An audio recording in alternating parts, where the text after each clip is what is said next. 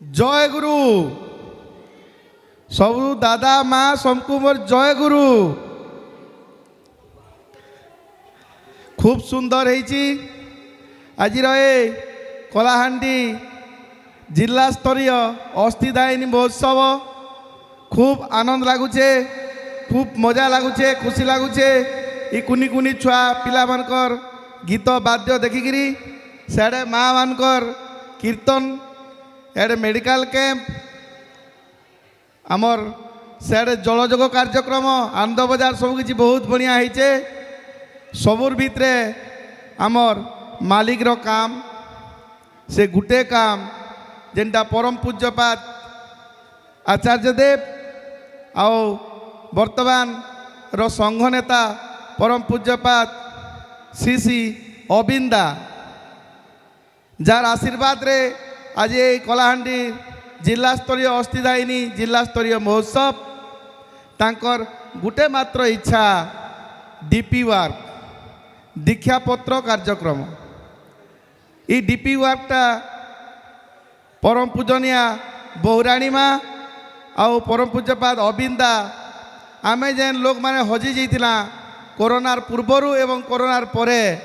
जेन गुरु भाई माने परम पितांकर से सतनाम पाइथिले आ वर्तमान से माने हजी जाइछन कौन सी कारणवश घरे रही जाइछन तांकु आमे मुख्य स्रोत के आनबार लगी ई दीक्षापत्र कार्यक्रम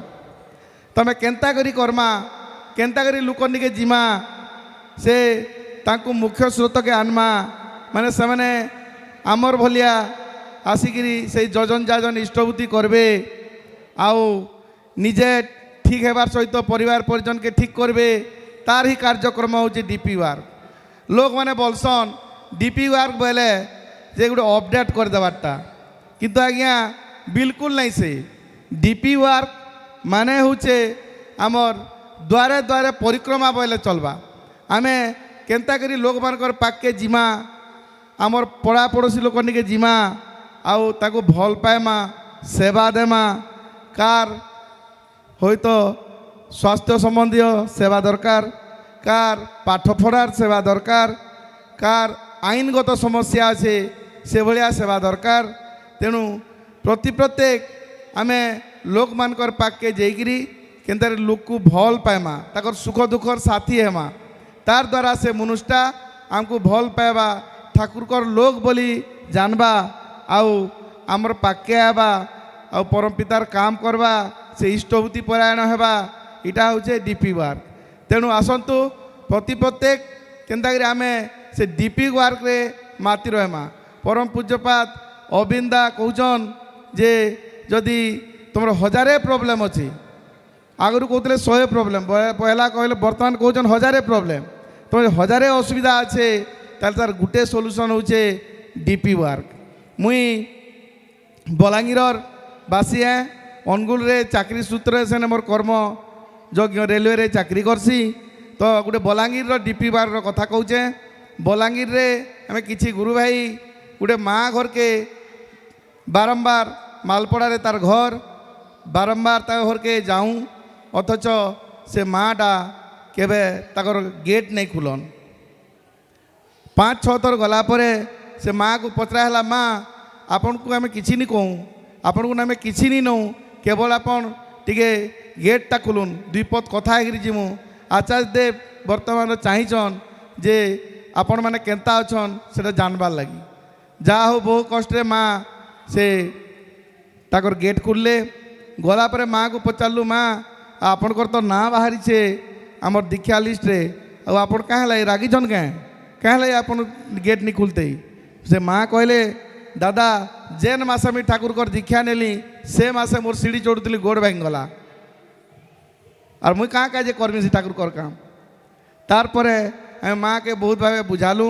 बहुत भावे कहलू माँ कथा एंता नहीं से आमर प्रारब्ध कर्म अच्छे केन कारण गुटे कि केन आपणकर माने से समय मनर के स्थिति लगी आपन टिके पड़ी जाइथिबे गोड़टा भांगी जाइथिबा तापरे से माँ को आमर देवघर जेन टोल फ्री नंबर अच्छे टोल फ्री नंबर रे आमे जनालु आचार्य देव पाखे आचार्य देव को 3 दिन पर निर्देश आला जे भुवनेश्वर गोटे भल डॉक्टर के ताकू देखाउन से भुवनेश्वर गोटे डॉक्टर ने फोन रे कथा कर दिया से मेडिसिन किणिक आनले खाइले सुस्थ हेले परवर्ती मुहूर्त में भुवनेश्वर जी से डाक्तर भी देखाले बर्तमान जेन माँ 5 थर गले भी गेट नहीं खुलते से माँ आज फोन करी कहे बाबा रे आज आम घर पिठामड़ा करचे 2टा खाइब के आस टे खाई आस आज मुई ऑरेंज जूस बनईचे पुआ मैंने टी आस आम घर टे ऑरेंज जूस टी पीकि जीव तो यहाँ हूँ दीक्षापत्र कार्यक्रम डीपी वार्क मूल कथा प्रत्येक आम प्रत्येक के भल पाएमा से जगत जीव जगत कारण है श्री ठाकुर गछ पत्र समस्त को से भल पाएसन तेणुकर आम निजे भल हेमा निजर परिवार के भल करमा तार संगे ई समाज के भल करमा जार द्वारा ये जेन दुर्दिन समय आउचे विश्वयुद्ध आउचे से केन्ता बचमा बोलिकी आमर वर्तमान आचार्य देव एवं परम पूज्यपात श्री श्री अबिंदा ई डीपी वार कथा कहीचन एतकी कहीकि मोर वक्तव्य कि मु रखुचे पुणी थे समस्त मंगल कामना करी रोचे समस्त को जय गुरु।